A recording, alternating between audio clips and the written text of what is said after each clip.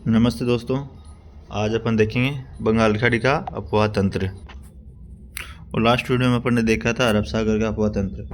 तो अगर जिसने अफवाह तंत्र जो अरब सागर का अफवाह तंत्र वाली वीडियो नहीं देखी है तो हमारे चैनल पर जाके देख सकता है। ठीक है, तो आज पढ़ते हैं अपन बंगाल की खाड़ी का अफवाह तंत्र। ठीक है, तो पहली नदी कौन सी है बंगाल की खाड़ी के अफवाह तंत्र में? चंबल नदी। पहली नदी कौन सी है? चंबल नदी। चंबल नदी का उद्गम कहाँ से होता है? जो मालवा के पठार पर स्थित है। कौन सी? जानाबाव की पहाड़ियों से चंबल नदी का उद्गम होता है। जो मालवा के पठार पर कौन सी पहाड़ियाँ हैं? जानाबाव की पहाड़ियाँ। ठीक है, और इनका चंबल नदी का संगम कहाँ पर होता है? इटावा यूपी में यमुना में मिल जाती है। ये कहाँ पे? इटावा यूपी में यमुना में मिल जाती है। ठीक है, इसके उपनाम क्या क्या हैं? चंबल नदी के उपनाम क्या क्या हैं देखिए एक बार।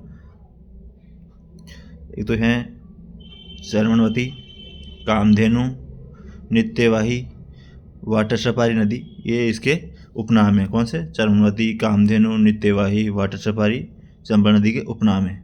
राजस्थान में प्रवेश कहाँ से करती है? 84 गांव चित्तौड़गढ़ से राजस्थान में प्रवेश करती है चंबल नदी। ठीक है, आगे देखते हैं। एक बार इस डायग्राम को देख लीजिए। जो चंबल नदी है कहाँ से उद्गम होता है? जानाबाव की पहाड़ियाँ मध्य प्रदेश से इसका उद्गम होता है। कहाँ कहाँ बहती है? राजस्थान में कहाँ कहाँ बहती है? चित्तौड़गढ़, कोटा, बूंदी, सवाई माधोपुर, करौली, धौलपुर। यहाँ बहते हुए लास्ट में यूपी में जाके यमुना नदी में मिल जाती है। इस पे कौन कौन से बांध बने हुए हैं? गांधी सागर बांध, राणा प्रताप सागर बांध और जवाहर सागर बांध और कोटा बैराज। इस पे बने हुए 4 बांध बने हुए हैं। कितने? 4 बांध बने हुए हैं। और जो राजस्थान में प्रवेश करती है, राजस्थान में प्रवेश कहाँ से करती है? 84 गाँव चित्तौड़गढ़ से राजस्थान में ये प्रवेश करती है चंबल नदी राजस्थान में।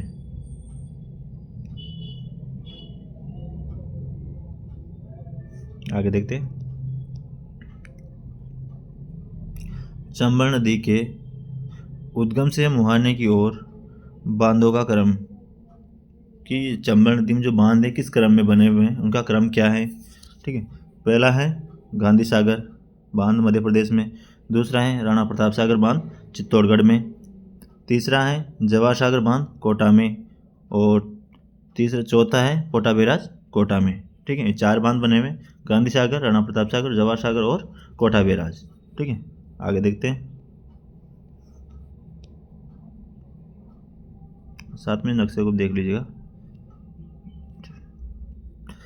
चंबल नदी चित्तौड़ में कौन सा? चूलिया जलप्रपात का निर्माण करती है। कौन? चंबल नदी पे कौन सा जलप्रपात है? चूलिया जलप्रपात। उसकी ऊंचाई कितनी है चूलिया जलप्रपात की? 18 मीटर उसकी ऊंचाई है। ठीक है, एक बार इसको मैप में देख लो।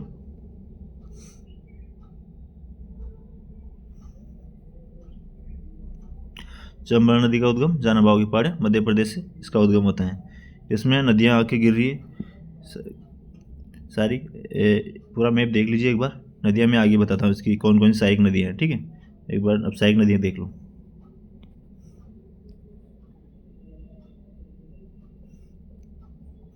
इसकी जाना पाओ इसकी चंबल नदी की सहायक नदियाँ कौन कौन सी है? ठीक है, एक तो हैं छोटी काली सिंध, आहू परवन, पार्वती, किन्नू, सीप, कुंजाली, बामनी, ईज, कुराल और मेज नदी। ये नदियाँ हैं जो कहाँ पे? चंबल नदी की सहायक नदियाँ। ये कहाँ कहाँ पे बहती है? जो छोटी काली सिंध है वो कहाँ? झालावाड़ में बहती है। काली सिंध है वो झालावाड़, बारा और कोटा में बहती है। आहू है जो झालावाड़ में बहती है और परवन नदी है जो झालावाड़, बारा और कोटा में बहती है। ठीक है, पार्वती कहाँ बहती है? बारा और कोटा में पार्वती नदी बहती है। और कुन्नू नदी जो है बारा और करौली में कुन्नू नदी बहती है। सीप नदी है जो सीप नदी कहाँ बहती है? सवाई माधोपुर में, गुंजाली चित्तौड़गढ़ में और बाम नदी चित्तौड़गढ़ में, ईज नदी भी चित्तौड़गढ़ में, कुराल नदी भीलवाड़ा और बूंदी में प्रवाहित होती है। मेज नदी है जो भीलवाड़ा और बूंदी में प्रवाहित होती है मेज नदी भी। आगे देखते हैं।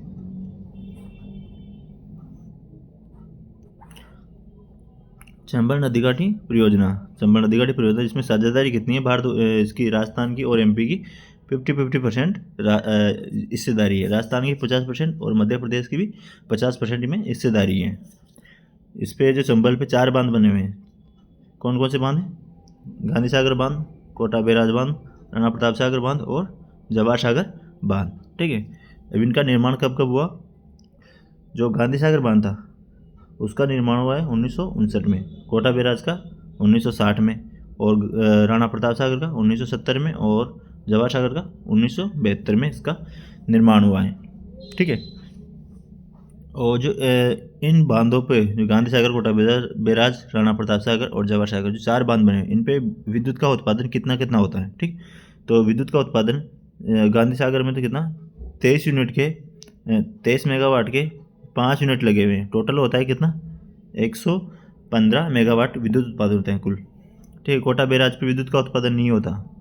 यह है कि कोटा बैराज पे बिल्कुल विद्युत का उत्पादन नहीं होता है, इसको बस सिंचाई के लिए और पेयजल के लिए उपयोग लिया जाता है। और राणा प्रताप सागर पे 43 मेगावाट के 4 यूनिट लगे हुए हैं। राणा प्रताप सागर में कितने 43 मेगावाट के 4 यूनिट लगे हुए हैं कि टोटल 172 मेगावाट विद्युत का उत्पादन करता है। ठीक है, और जवाहर सागर पे 33 मेगावाट के 3 यूनिट लगे हुए हैं। 33 मेगावाट के 3 यूनिट लगे हुए हैं। टोटल 99 मेगावाट विद्युत का उत्पादन करता है कौन? जवाहर सागर बांध से। आगे देखते हैं।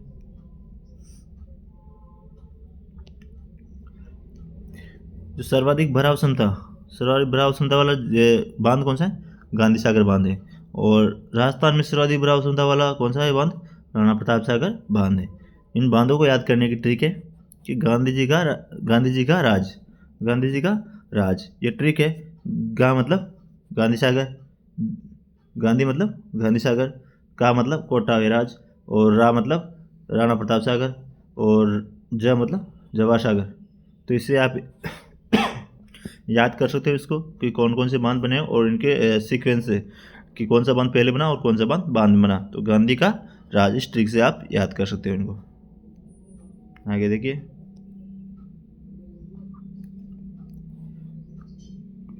कुल विद्युत का उत्पादन कितना होता है? 386 मेगावाट का कुल उत्पादन होता है तीनों बांधों से। ठीक है, और इसमें आधा हिस्सा एमपी का जाता है, आधा राजस्थान का जाता है। तो डिवाइड 2 करेंगे तो 193 मेगावाट आ जाता है।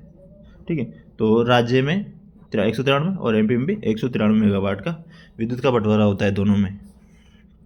क्वेश्चन है कि चंबल घाटी परियोजना पर राजस्थान में निर्मित प्रथम बांध है। चंबल घाटी परियोजना पर राजस्थान में निर्मित प्रथम बांध है। कौन सा बांध है जो राजस्थान में पहली बार बना था?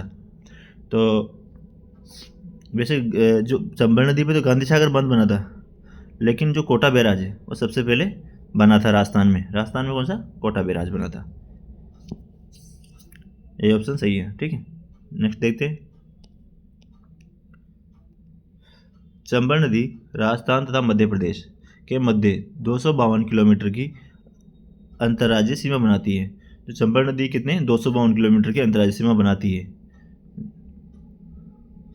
चंबल नदी पर कोटा में कौन सा हैंगिंग ब्रिज बना हुआ है? कौन सा हैंगिंग ब्रिज बना हुआ है कोटा में, जिसको क्या बोलते हैं? झूलता हुआ पुल भी कहते हैं। हैंगिंग ब्रिज को झूलता हुआ पुल भी कहते हैं। आगे देखते हैं।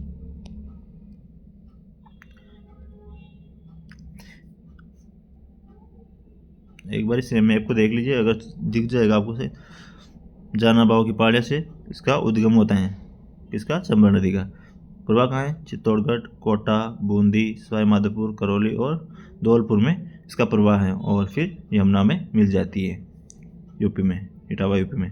ठीक है, इसमें नदियाँ, सहायक नदियाँ कौन सी इसकी? एक तो ये छोटी काशी, ठीक है, एक तो ये छोटी काशी, दूसरी है आहू, और इधर कौन सी?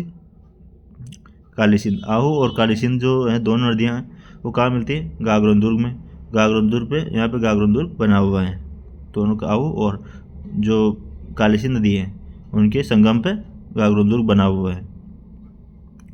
फिर इधर आती है अंजार और घोड़ा पचाड़ नदी।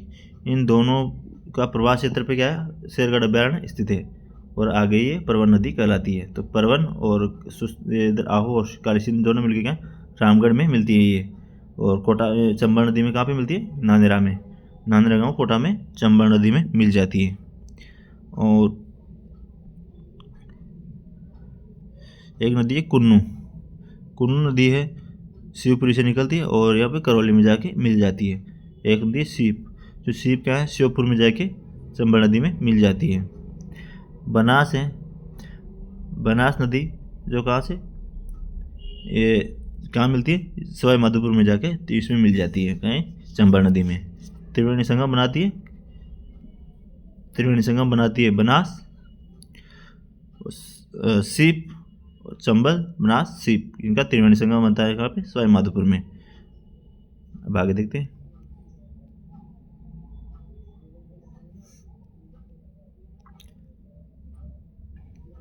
चंबल की दाएं ओर की सहायक नदियाँ, चंबल की दाएं ओर की सहायक नदियाँ, पहले से दाएं ओर देखते हैं फिर बाएं ओर की देखते हैं। फिर दाएं ओर में कौन सी है, छोटी काली सिंध। पहले नदी है छोटी काली सिंध। छोटी काली सिंध का उद्गम कहाँ से होता है, विंध्याचल पर्वतमाला से छोटी काली सिंध का उद्गम होता है, ठीक है। और इसका संगम कहाँ होता है, संगम चंबल नदी में मिल जाती है। छोटी काली सिंध चंबल नदी में मिल जाती है, मिलती है। झालावाड़ में बहते हुए मध्य प्रदेश में चंबल नदी में मिल जाती है। ये क्या है, राजस्थान पहले झालावाड़ में बहती है, उसके बाद मध्य प्रदेश एमपी में जाके चंबल नदी में मिल जाती है। राजस्थान में नहीं मिलती है, चंबल में एमपी में जाके चंबल नदी में मिलती है नदी। और दूसरी है काली सिंध नदी, दूसरी काली सिंध नदी। काली सिंध का उद्गम कहाँ से होता है, बागली पहाड़ी, एमपी से काली सिंध नदी का उद्गम होता है, ठीक है। और संगम, इसका संगम कहाँ होता है, नांदरा गांव कोटा में इसका चंबल नदी में मिल जाती है ये। राजस्थान में प्रवेश बीदा गांव झालावाड़ में राजस्थान में प्रवेश करती है। जो ये काली सिंध नदी है जो एमपी से निकलती है, बागली पहाड़ी एमपी से, और राजस्थान में प्रवेश इसका बीदा गांव झालावाड़ में राजस्थान में प्रवेश करती है।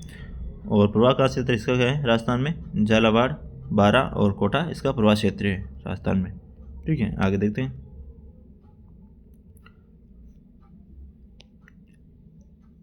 काली सिंध नदी है, उसके किनारे गागरोन दुर्ग बना हुआ है झालावाड़ में। और काली सिंध और आहू, इन दोनों नदियों के संगम पे कौन सा है, गागरोन दुर्ग बना हुआ है। नानेरा बैराज बांध का है, कोटा में बना हुआ है। ये बांध पूर्वी राजस्थान नहर परियोजना के अंतर्गत आता है। जो ये नानेरा बैराज बांध है वो कहाँ है, कोटा में, और ये पूर्वी राजस्थान नहर परियोजना के अंतर्गत आता है, ठीक है। नेक्स्ट नदी है अपनी आहू। आहू नदी है जिसका उद्गम कहाँ होता है, सुसनेर क्षेत्र एमपी से इसका उद्गम होता है। संगम गागरोन के नज़दीक, गागरोन नदी काली सिंध में मिल जाती है, गागरोन के पास में काली सिंध में मिल जाती है आहू नदी।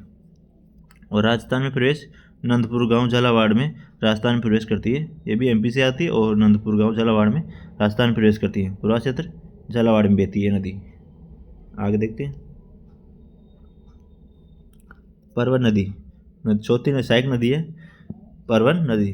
परवन नदी का उद्गम कहाँ से होता है, अंजार तथा घोड़ा पछाड़ जलधाराओं से परवन नदी का उद्गम होता है। जो अंजार और घोड़ा पछाड़ जलधारा है उनसे परवन नदी का उद्गम होता है, मतलब निर्माण होता है परवन नदी का।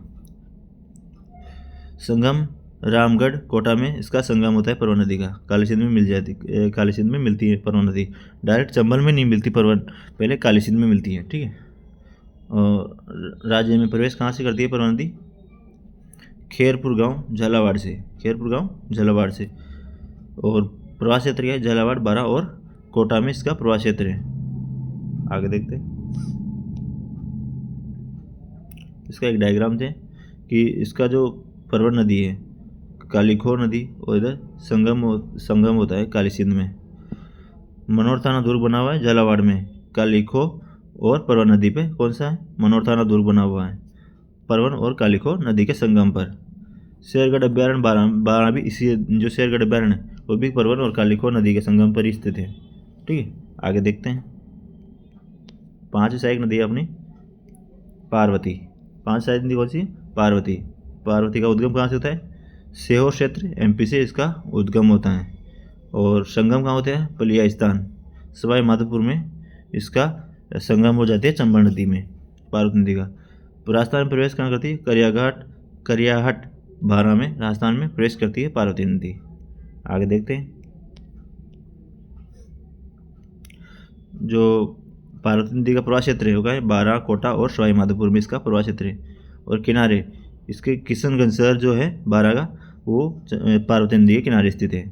सहायक नदी कौन सी है? अंधेरी, रेवती और लासी और विलास इस पार्वती नदी की सहायक नदियाँ हैं। जो छोटी छोटी नदियाँ हैं इसकी सहायक नदियाँ हैं।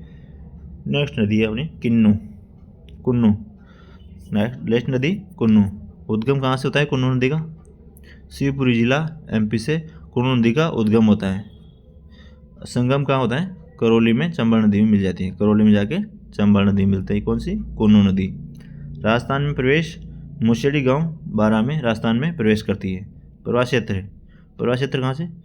MP में, फिर बारा, फिर MP, फिर जला करौली। मतलब पहले MP से प्रवाहित उद्गम होता है, फिर अब बारा में आती है, फिर बारा के बाद वापस MP में चली जाती है, फिर MP में जाते वापस फिर करौली में आके चंबल नदी में मिल जाती है। ठीक है, आगे देखते हैं। सीप नदी है, उसका उद्गम कहाँ से होता है? श्योपुर जिला MP से इसका उद्गम होता है। संगम रामेश्वरम सवाई माधोपुर में चंबल नदी में मिल जाती है। कौन सी? सीप नदी। प्रवाह क्षेत्र कहाँ है? सवाई माधोपुर में इसका प्रवाह क्षेत्र है। त्रिवेणी संगम बनता है रामेश्वरम में। रामेश्वरम खंडार तहसील और सवाई माधोपुर। रामेश्वर गांव है, खंडार तहसील पड़ती है और सवाई माधोपुर जिला है। वहाँ पे इस त्रिवेणी संगम बनाती है। कौन सी नदियाँ? चंबल, बनास और शीप। तीन नदियाँ संगम बनाती है, चंबल नदी पे संगम बनाती है। आगे देखते हैं। चंबल नदी की बाईं ओर की सहायक नदियाँ कौन कौन सी हैं? ठीक है, तो दोस्तों अगर आपको वीडियो अच्छी लगी है तो वीडियो को लाइक कर दो और चैनल को सब्सक्राइब कर लो और अपने दोस्तों तक भी ज़रूर शेयर कर देना। ठीक है, और अपने बेल आइकन ज़रूर प्रेस कर लेना कि जैसे मैं नई वीडियो डालूँ तो आपको सबसे पहले नोटिफिकेशन मिल सके। और दोस्तों इसकी PDF मैं टेलीग्राम पे डाल दूँगा, जहाँ से आप इसको देख सकते हो। तो टेलीग्राम का लिंक डिस्क्रिप्शन में मिल जाएगा आपको, तो वहाँ से टेलीग्राम ज्वाइन कर लीजिएगा।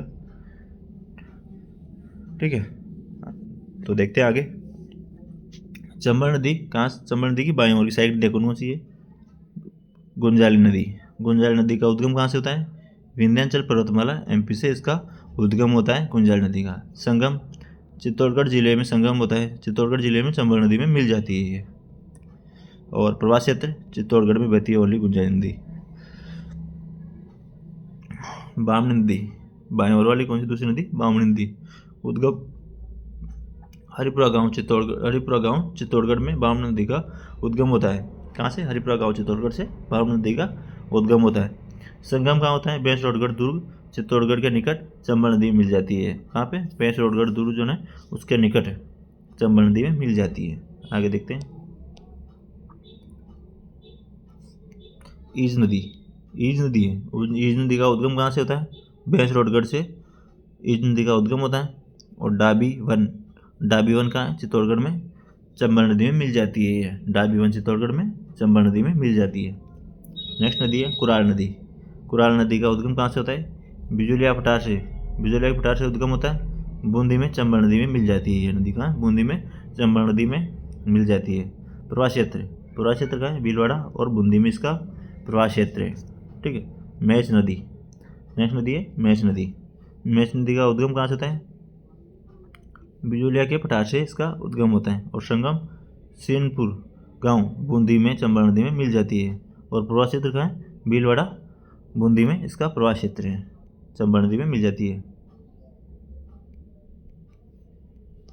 आगे देखते हैं।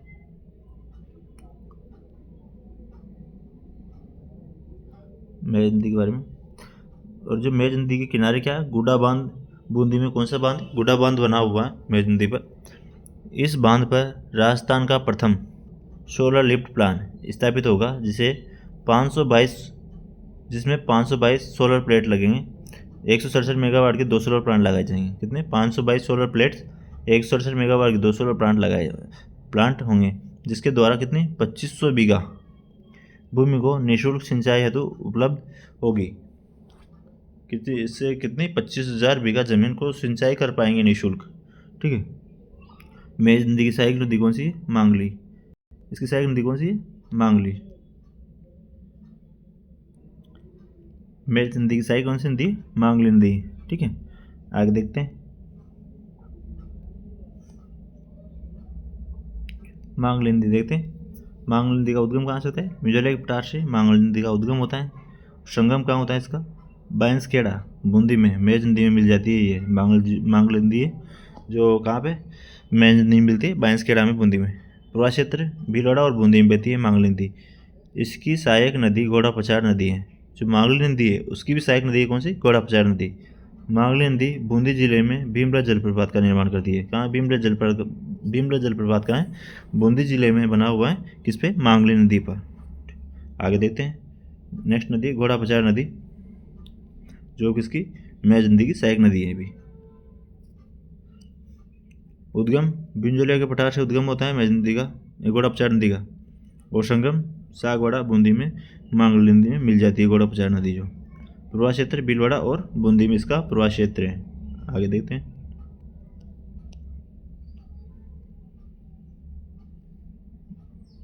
एक बार इस डायग्राम को देख लो। जानाबाव की पहाड़ियाँ एमपी से चंबल नदी का उद्गम होता है। चित्तौड़गढ़, कोटा, बूंदी, सवाई माधोपुर, करौली और धौलपुर में इसका प्रवाह क्षेत्र है। कहाँ पे? चित्तौड़गढ़, कोटा, बूंदी, सवाई माधोपुर, करौली और धौलपुर में इसका प्रवाह क्षेत्र है। ठीक है, इसमें नदी मिलती है गुंजाइल नदी चित्तौड़गढ़ में जाके मिलती है, बामनी नदी चित्तौड़गढ़ में, और ईज नदी वो भी चित्तौड़गढ़ में। ईज नदी पे क्या है? बेसरोडगढ़ दुर्ग बना हुआ है। ईज नदी के किनारे बेसरोडगढ़ दुर्ग बना हुआ है चित्तौड़ में। कुराल नदी आती है, बूंदी में मिलती है। मेज नदी की सहायक नदी है मांगली नदी की सहायक नदी है घोड़ा पचार नदी। तो इन सहायक नदियों का कहाँ कहाँ मिल रही है? तो सागवाड़ा में तो कौन सी? घोड़ा पचार नदी मिल रही है मांगली में। और मेज नदी में मिल रही है बांसखेड़ा में मिल रही है। मतलब बांसखेड़ा में मिल रही है मेज नदी और मांगली नदी। सी मतलब सीनपुर में, बूंदी में मिल जाती है तीनों मेज नदी। और लास्ट एक नदी होती है बनास नदी सवाई माधोपुर में मिलती है। ठीक है, आगे देखते हैं। नेक्स्ट नदी है अपनी चंबल नदी। ठीक है, नेक्स्ट चंबल नदी है जिसको नेक्स्ट वीडियो में देखेंगे अपन। तो अगर वीडियो अच्छा लगा है तो वीडियो को लाइक कर दो और चैनल को सब्सक्राइब कर लो। ठीक है, और अपने दोस्तों तक भी शेयर कर देना जिससे उनको भी इनका बेनिफिट मिल सके। और इसकी PDF आपको टेलीग्राम पे मिल जाएगी। और सभी तरह के नोट्स डाल रखे हैं मैंने टेलीग्राम पे। राजस्थान जीके हुआ, इंडिया जीके हुआ, सब्जेक्ट हुआ, साइकोलॉजी हुई, टीचिंग मेथड, सब चीज़ के नोट्स डाले हुए हैं। और जो भी नए नोट्स अवेलेबल होते हैं मैं उसमें डालता रहता हूँ। तो जिसको भी अगर फ्री नोट्स देखने हैं, पढ़ने हैं, तो टेलीग्राम पे जाके पढ़ सकते हैं। और वहाँ पे मुझे पर्सनल मैसेज भी कर सकते हो। मेरे चैनल पे मेरे नंबर भी लगे हुए हैं, तो वहाँ पे आप मुझे पर्सनल मैसेज भी कर सकते हो, व्हाट्सएप पे, टेलीग्राम पे, जहाँ चाहो वहाँ। ठीक है, धन्यवाद।